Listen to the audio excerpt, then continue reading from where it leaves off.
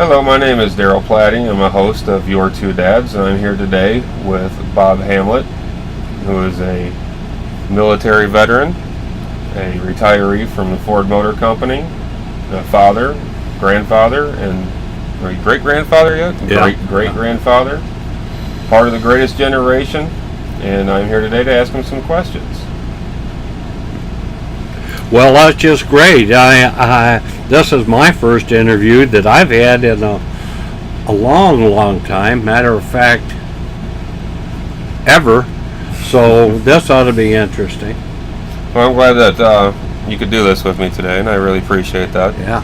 And our show is titled Your2Dads, and so part of that being we want to talk with fathers, and being that you have much more experience than me, since I'm just a father of two teenagers.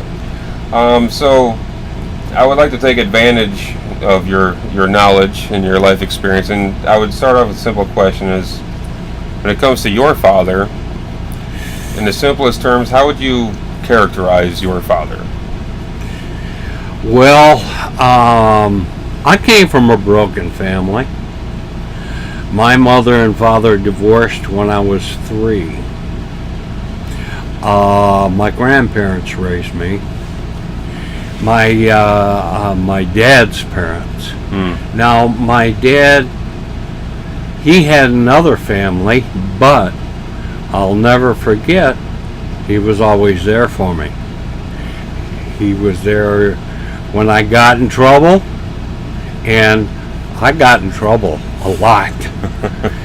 And he was also every Wednesday, if no other time, I knew that he would be over, and that we would have time together. So he was a pretty special guy. The older I got, the smarter he got. A lot of people now, a lot of kids think their parents are really dumb. They don't know nothing. And the older they get, the smarter the parents get. Yeah, well, see, that's interesting, because you might have mentioned that about your father in conversation in the past, but,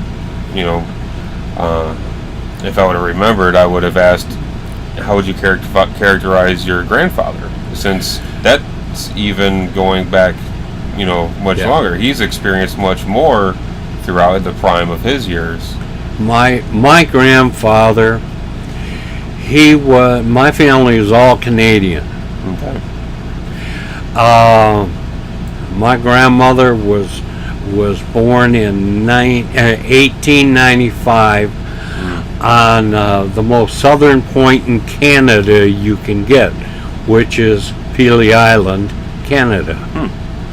My grandfather was born just on shore from Pelee Island, and he was born in 1890. Oh wow!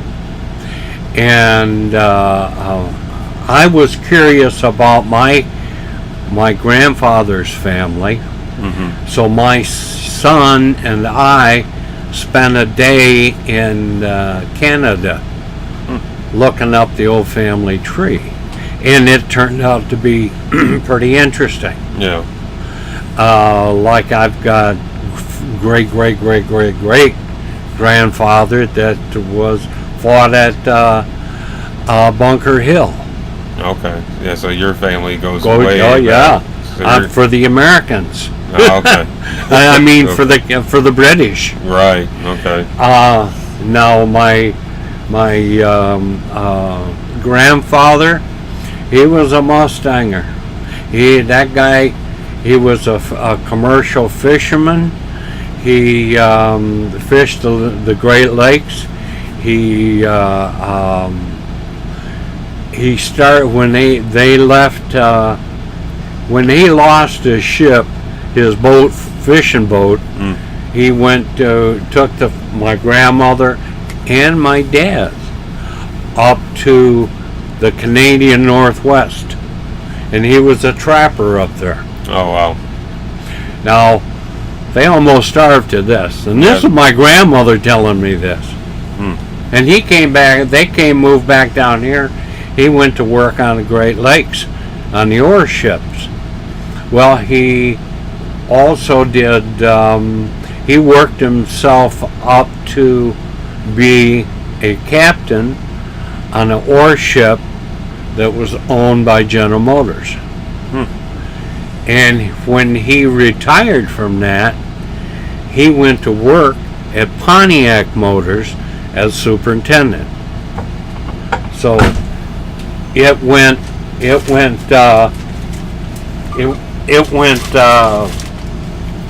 quite a ways out of the way for what we had to do. So you've had quite a long family history of father figure roles, actually doing some hard, dangerous jobs. And the risk it involves moving from, the southeastern part of Canada to the northwestern part of Canada, and that is a huge distance to travel. And to be a fur trapper, I'm assuming, especially back in those days, right? If you have a toothache, you're not going to a dentist. You pull the tooth. You're just dealing with it. That's a hard living. So, how has that inspired you when you approached it, being a retiree from Ford's? To stay at one job, you're going to deal with a lot of changes in management. You're going to deal with a lot of changes in corporate policy, the workload, the demands. Has the knowledge of your family history of hard work and sacrifice, has that helped motivate you and guide you in your work career? No. What motivated me was my family. A sense of duty? I had a wife and a whole bunch of kids. Somebody had to feed them kids. Somebody had to make a living. And that's what I did. That was my part. And I worked in the shops. I worked at home. Whatever had to be done, that's what I did.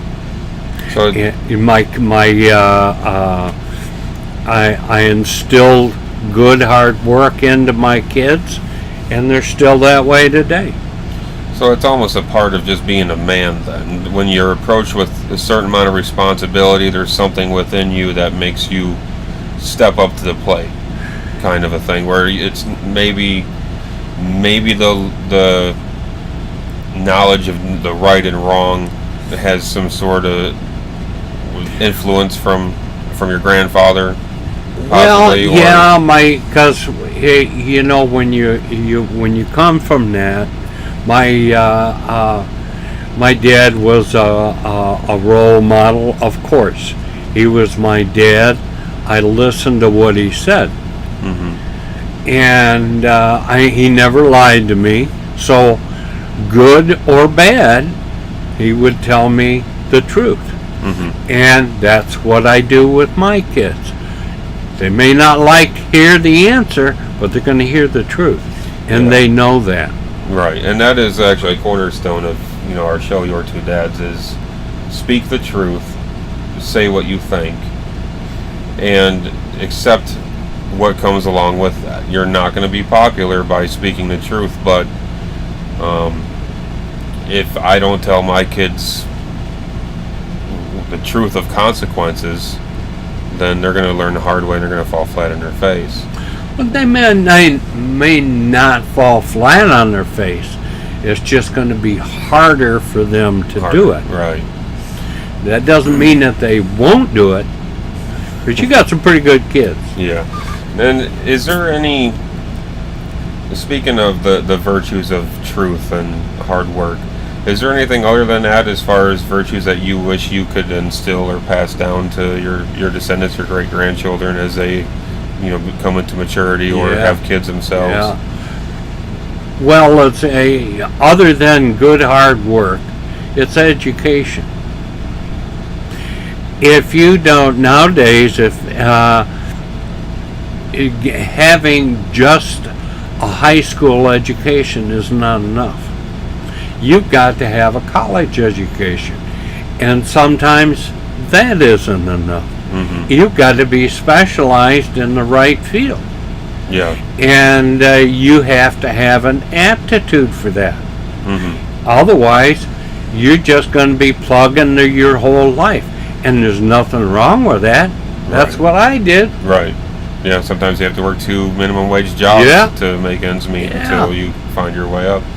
You know, I had an interesting conversation with somebody as far as the minimum wage, not to get off topic, but you know, minimum wage is meant for people who doesn't have much skills to offer an employer. So you come in at the bottom, and if you work hard and you show dedication, enthusiasm, and good work ethics, then you might move up, you know, the ladder and build some sort of work history and make yourself more valuable to the company. And you could always go up from there if you work hard and have a good attitude. Well, That's an opinion of mine. You're talking you say minimum wage.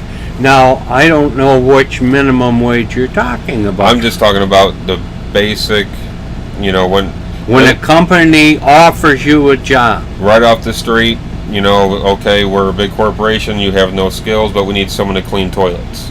So you're starting out at the bottom, you work your way up to the top. That's good. Right. Sure, there's nothing wrong with that. Mhm. It's called incentive. Right. Yeah. Okay. So yeah, I would definitely agree, you know, with that. And as far as, I'm gonna ask you another question.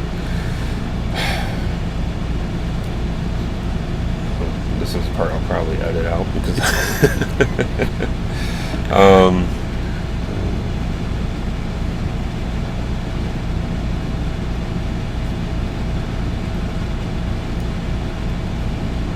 Okay.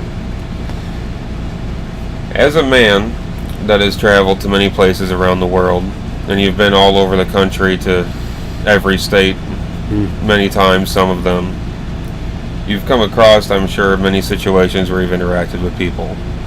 Oh, yeah. Is there any similarities across all areas that you visited where people just have the same type of character? Are people friendly? Are people, you know... I find the majority of the people, no matter where you're from, everybody is cordial. To find out what you gotta talk to them for a while to find out how they really are. Mm-hmm. Are they just being polite, or is that the way you are? But all people are friendly. Of course, as a traveler, majority of the people we met were other travelers, other people just like us. So that's who we're going to hang around with, because that we have that in common. Where we live now, everybody in that area are travelers. Mm-hmm. So everybody has the same thing in common. Now, have you come across any situations where you've interacted with people who have judged you based on your age at all and treated you differently? On my age? Probably. Because there's this thing where they call it ageism, where younger generations will treat people who look older, from an older generation, as not all there, not all together, where you can disrespect them. And we had a funny experience when we were in Rome. We were Kathy and I was walking down the street, and there was a bunch of young guys, and they're probably 16, 17, and they started making fun of us. And of course they were speaking Italian, so they could have said anything they wanted. But one thing they did say that I understood was Florida. So that's known around the world as, well, what do they call a heaven's waiting room? Yeah. Well, maybe things will change since the hurricane. Maybe it'll be some other warm area. I feel so sorry for that. Yeah, that's a tragedy. I really for do. sure. Yeah. Because you know that Kathy and I worked in New Orleans after Katrina, and we seen all that firsthand. Yeah. We volunteered and worked there. Yeah, hurricanes can be devastating. Oh yeah, Yeah. still is. What do you think about every time there's a devastation, it seems like there's a group of people who are almost waiting to find an opportunity to loot stores to take advantage of a situation. There's going to be that kind of people in every country in the whole world. And it isn't necessarily because they're poor. It's the situation arises. So an opportunist, basically. Yeah.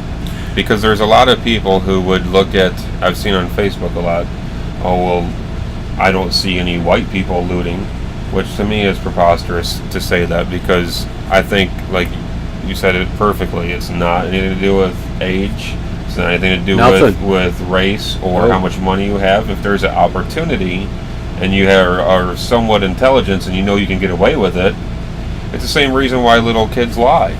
If they could just say something to get out of the consequences, they're going to do it. They're going to take advantage of the opportunity given. If you've got to have a conscience. If your upbringing instills on you that you shouldn't steal, then you shouldn't steal. It's not okay to take what doesn't belong to you. And let's face it, that's what the looters are doing. And so with these children who grew up without being told that lesson, would that be a lesson of the father, the role of to play the disciplinarian? Maybe there's no father there. Maybe it's but the way I think, yes, I think it is the father, the uncle, the nephew, the older sibling. It's the neighbor down the street. It's all of those people. It takes a village to raise a child. And I have seen, well, you've seen it on Facebook where a woman was walking down the street and there was a bunch of guys breaking into a store, and she saw her son. She went up there and grabbed him by the ear and marched his butt home. Yeah. And she was instilling her knowledge on him. But it took some drastic changes to do that. Yeah, so it's not, I just want to be clear, it's not just the father's role to instill discipline in a child. It's both parents. Exactly. Everybody has a role when we live in a society. It takes a village to raise a child. So part of the problem with looters could be maybe the village just is dysfunctional on many levels. There has to be levels of failure. Well, there's always, there's got to be a reason. There has to be a reason. Otherwise people wouldn't do it. It's not in people's nature to be bad. No. It is something hopefully they grow out of. Yeah. I did. Yeah. I was, I got caught stealing when I was 10 years old, and it was a pack of baseball cards, and I didn't have the money because I grew up poor, and there was a Jose Canseco right there in the front pack, and I'm like, I want Jose Canseco cards, so I put it in my pocket, and the Kmart security caught me, and I was with my mom, so he followed me until I went back to my mom and went back in the office, and there I was. I was busted, and my mom took that lesson and took me to the police station, made me have a talk with the police officer, and asked me if I want to go talk to the people who are locked up in the back, and I was already scared enough, and I said, no, this is a good enough lesson, and I learned from there, if I want something, I got to earn it. And so I got a paper route, I started making money, I started doing work around the house to earn an allowance. That's right. And it was a lesson, wasn't it? I learned a lesson. Yep. And if my mother, who was, for the first 8 years of my life, was a single mother, it's a hard role to play. Yep. But there has to be consequences for your actions. And if you don't learn that, then you're going to feel you can do what you want. And you can't do that in a society. Nope. Not at all.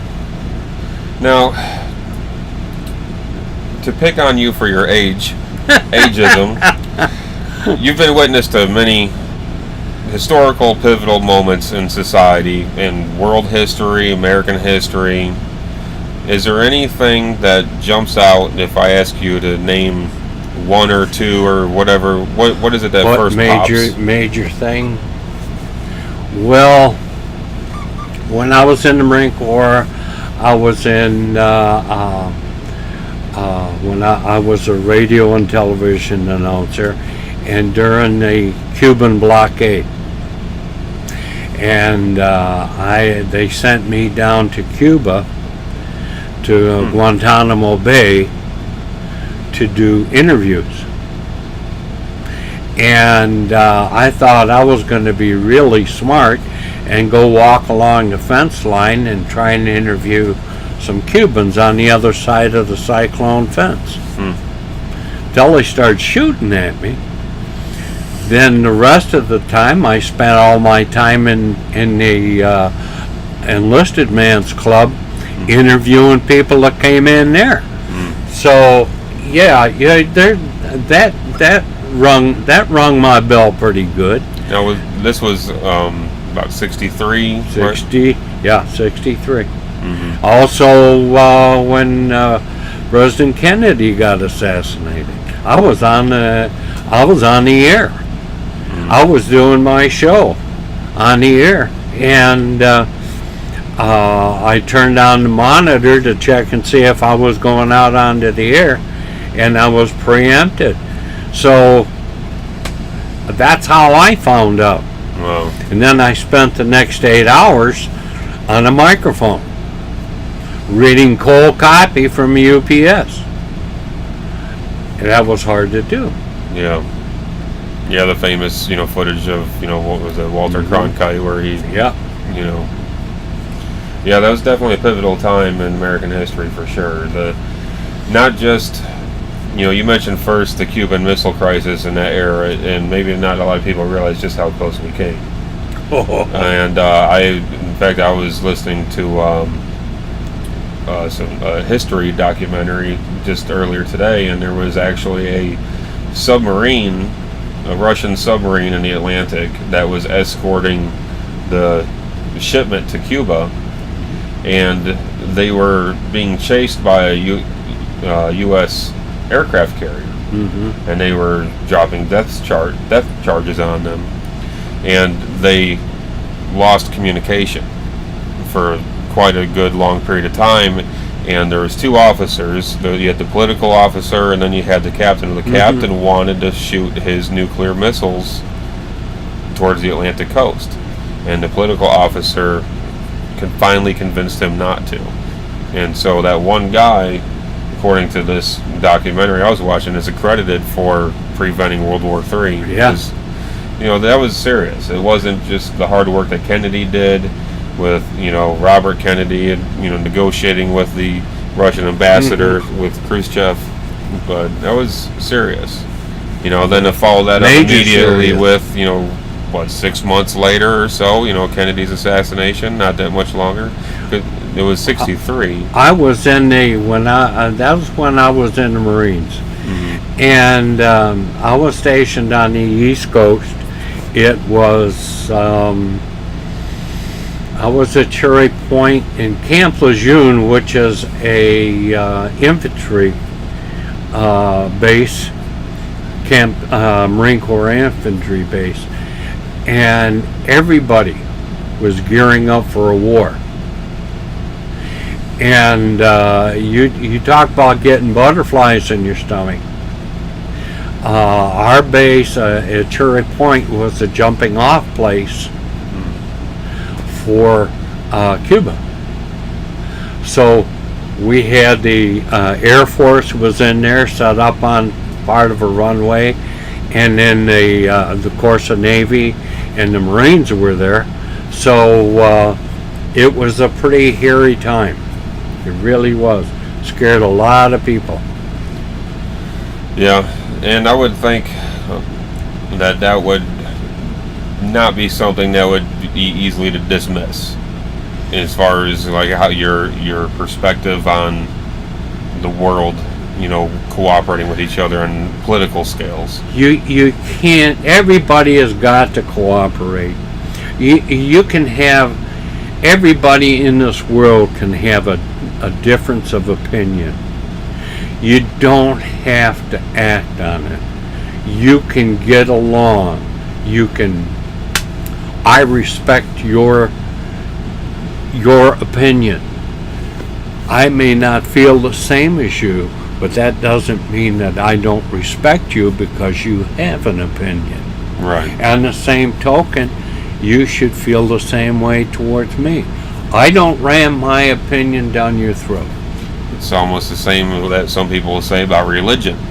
I don't believe what you believe, just don't push your religion on me. Exactly. And opinions have almost become a similar thing, where if somebody says your opinion is wrong, what I've noticed a lot of with my generation and the newer generation is they take personal offense to somebody disagreeing with your opinion as if your religion is being attacked. And I think that's a mistake. I think people need to respect, like Bob said, your right to have an opinion, and also you need to respect their right to have an opinion if they disagree with your opinion.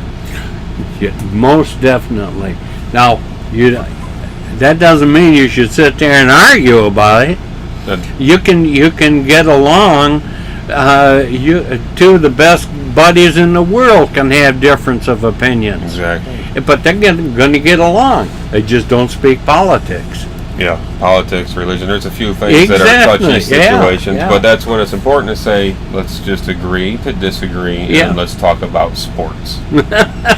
Yeah.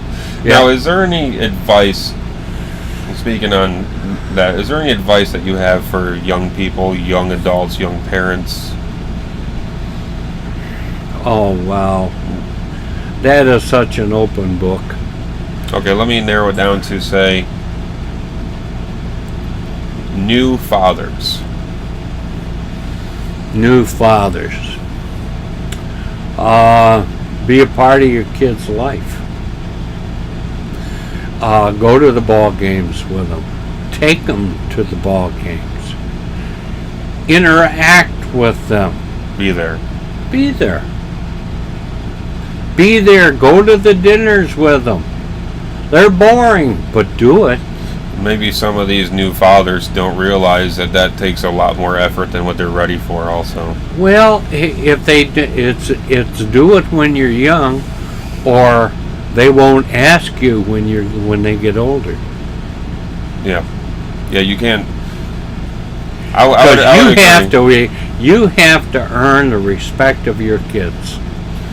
Yeah, if you're not there from 2 to 18, it's kind of hard to jump into 18 and tell them how they should handle their money, exactly. How they should be an adult, because who are you? You haven't earned it, so I agree with that. Well, on that note, Bob, I would like to say thank you for being on the show. No problem. Enjoyed it. And I hope you all enjoyed that interview. And thank you again for your military service also. Okay.